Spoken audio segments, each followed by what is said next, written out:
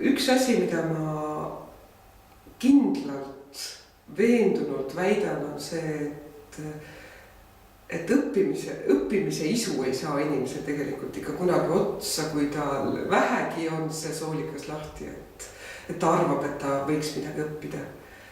Ja mida ma isiklikult olen kogenud, ka mina käin vanadekodudes ja ennast kõrvalt jälgides siis, et mida ma seal teen ja kuidas ma seal teen. Ma ei ole veel päriselt jagu saanud sellest, et kus on see tasakaal suhtumises vanasse inimesse, et sa teda ei alahindaks ühest küljest, aga teisest küljest võtaksid tõsiselt ühest küljest seda tema kogemust, aga teisest küljest ka seda tema vähenevat energiat ja vähenevat vaimset võimekust. Ja seal on minu jaoks üks küsimuste pundar tegelikult, et neid pilte, kus väike laps ja vana inimene muudetakse sarnaseks, et neid pilte on küllalt. Aga ma tajun seda näiteks vanadekodudes külas käies või vanadekodudes kirikutunde tehes, et see lihtsalt ei ole võimalik, et ma lähenen lapsele ja vanale inimesele ühtemoodi. Kuigi see selline teadmatu vajadus ka niimoodi väga porgandi häälega rääkima hakata on kusagil olemas. Või see kiusatus on kuskil lähedal. Aga ma mõtlen,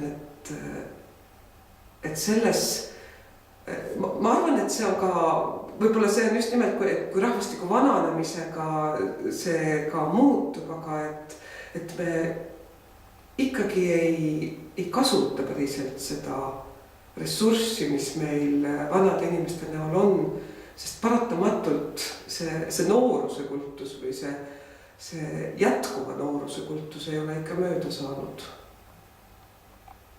Aga seal on palju põnevat ja palju sellist, mida ma ise ei ole veel päris enda jaoks läbi mõelnud.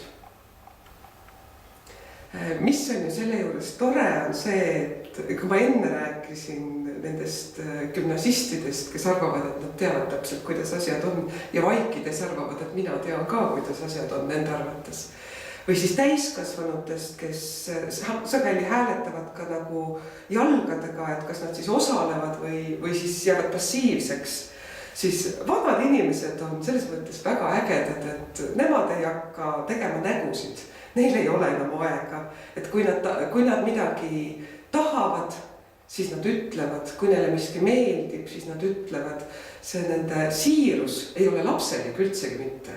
See on hoopis teistsugune, aga see on täiesti relvituks tegev ja see on üks hea õpikeskkond just nimelt õpetajale, kus sind sellise relvituks tegeva ja elutarga siirusega tonksatakse nii kaua, kuni sa hakkad seda oma radaselt leidma. Et see on vanade juures väga äge.